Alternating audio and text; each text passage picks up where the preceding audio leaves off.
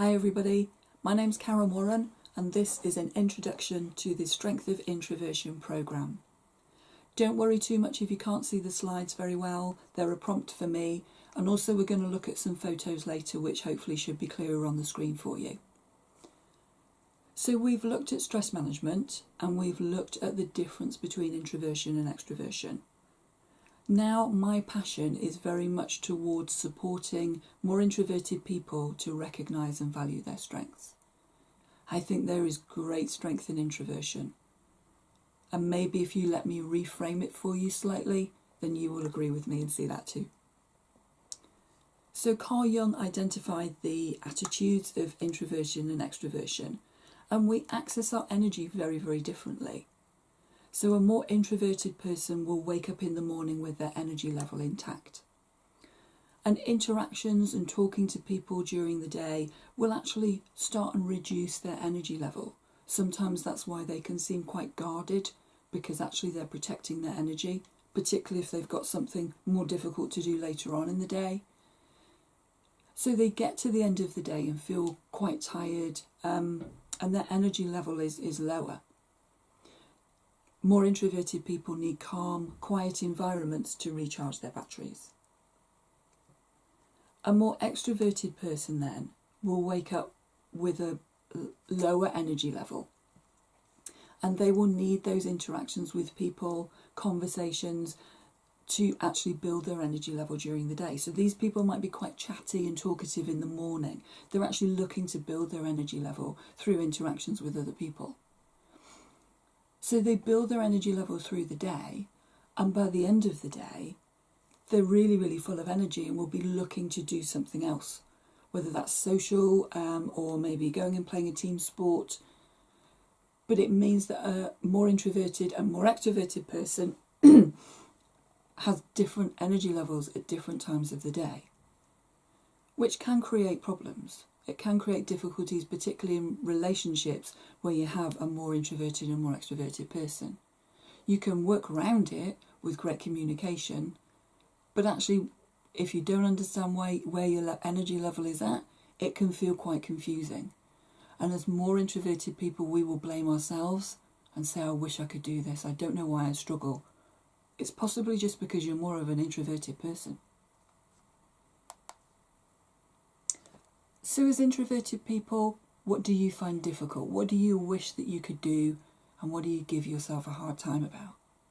Because we draw criticism to ourselves, so you will be giving yourself a hard time about something, I imagine. For me, I wish that I could have that killer response when somebody says something negative to me. And about an hour later, or possibly a day later, I always think of the perfect thing that I wish I had said. And I can't do it in the moment. And that is how I know that I'm a more introverted person. So I think of the perfect thing that I should have said.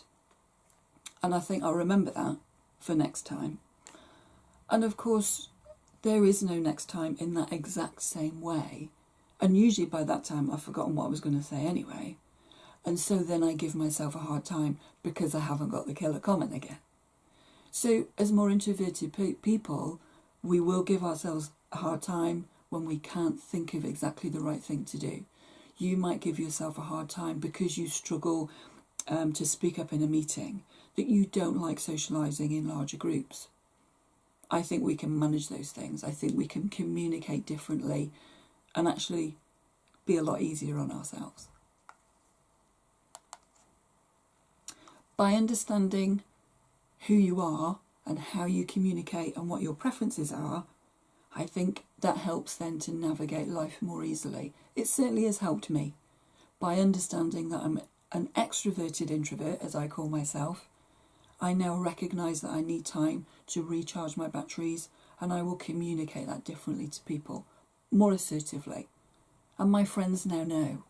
Do you want to come to a big party? No, not really. Do you want me to meet me in the pub one-to-one next week? That would be brilliant.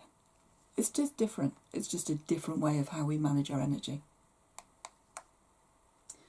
So I believe in Western societies, some Western societies, that we see more extroverted people as more normal. whatever normal might be. And so introversion is, it's given names for a start. You could be called a geek or a nerd. Those are more introverted personality types, aren't they? And I don't know what the extroverted version of those things are. There aren't those extroverted versions. So we call people names. We do need our leaders to be more extrovert, to have the energy to go out there and lead. But actually sometimes it's the more introverted people that are doing all of the work behind the scenes. We're very, very conscientious, we're very, very reliable, we have great attention to detail. So actually some of the time things happen because we are the engine room behind those leaders. And that's really, really important too. So, in terms of photos, I have some photos for you, and have a think. This becomes a bit of a game. In terms of introverts and extroverts, what do you think these people are? And I'm hoping that these photos show up okay for you. Donald Trump, I think we can see from that photo, is feeling like he's basking in people's energy and he's absorbing that for himself. So I think we could probably agree he's a more extroverted person. Theresa May, I think, is at times quite extrovert because she is in Parliament and she is running the cabinet, and that must take a lot of extroverted energy. But actually, the only time I see her in the Sunday papers is when she's walking through the woods with her husband, quite quietly. So I think, again, in terms of Donald Trump, she's much more introverted, isn't she? Chris Evans, Radio 2 presenter, full of energy, and talks quite a lot about his family on the radio, which I think is really, really nice. But then in contrast, Ken Bruce, who runs the programme after Chris, the only thing I know about Ken Bruce is that he doesn't like caravans, and his show is very different. There is a lot less talk. He talks a little bit and then he goes to, a record. He goes to a musical interlude of some form, a CD, an MP3, however he does that. And so it's good that we can see more introverted people still in the media, that we can value that. Ken Bruce's show has a massive following. Boris Johnson, I think we could probably agree that Boris Johnson is a more extroverted personality type. But Jeremy Hunt, I used to work in the NHS and lots of people have a view on Jeremy Hunt, but I think generally he's quieter. Jeremy Hunt, as far as I'm aware, is the only person who's chosen to be the Secretary of Health for 4 times. So 4 times he has said, or 3 times he has said, I want to stay in this role. For me, that shows more introverted values and determination, a real steely inner determination to actually say, I'm not going to walk away from this. I'm going to carry on and keep going with it. Jeremy Clarkson, I think we probably agree, is a more extroverted personality type, versus his colleague James May, who actually is the quietest of that group, isn't he? And so probably much more introverted. And I think Richard Hammond probably sits in the middle somewhere. If they were all like Jeremy Clarkson, it wouldn't work. That programme works because of, I think, the balance between them.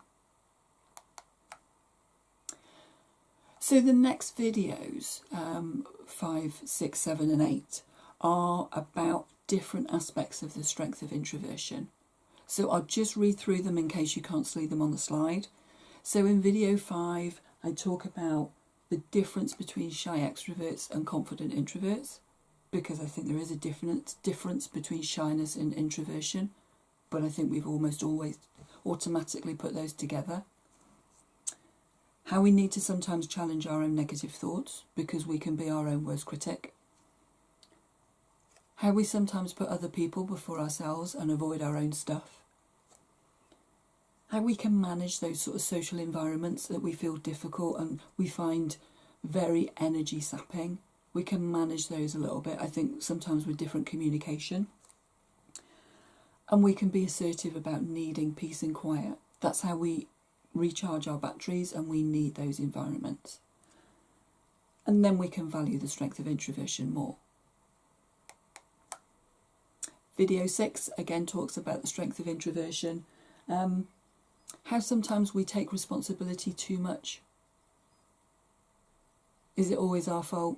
Not sure. How we can be kinder to ourselves, build our confidence and self-esteem, but how these things all take practice. If you're lacking in self-confidence today, I'm not going to turn you into an egomaniac by next week, thank goodness. I'm never going to turn you into an egomaniac.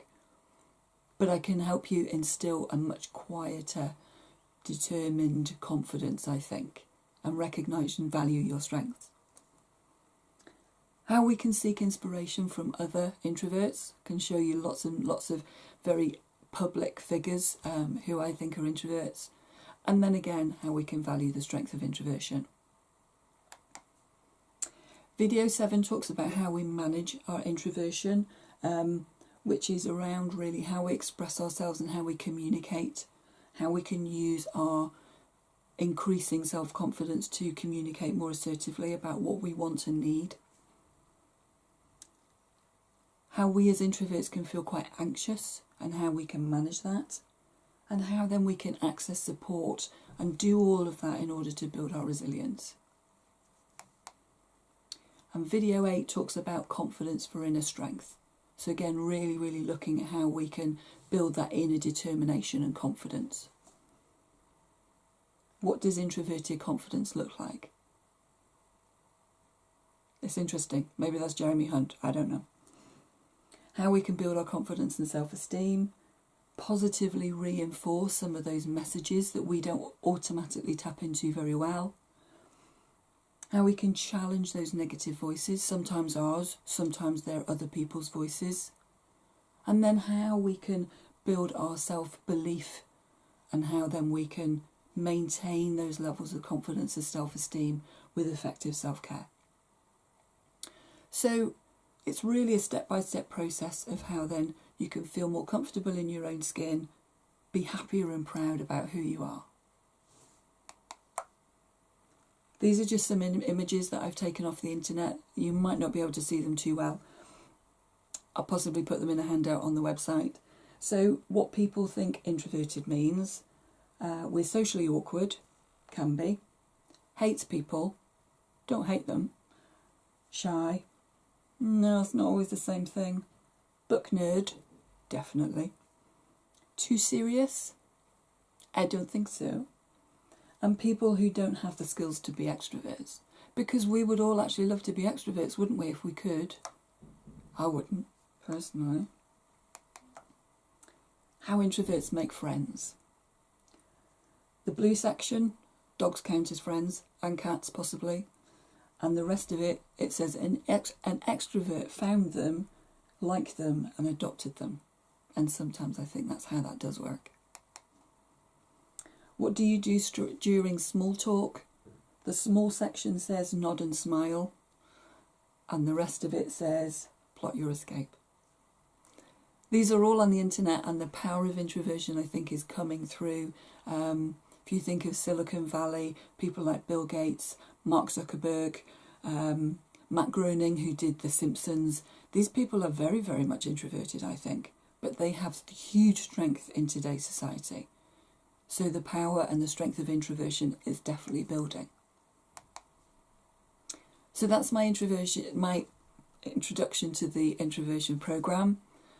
There are lots of ways that you can keep in touch, and it's always great to have your feedback. So you can feedback on the website, or you can email me, or you can tweet me. So till next time, thanks for listening. Bye.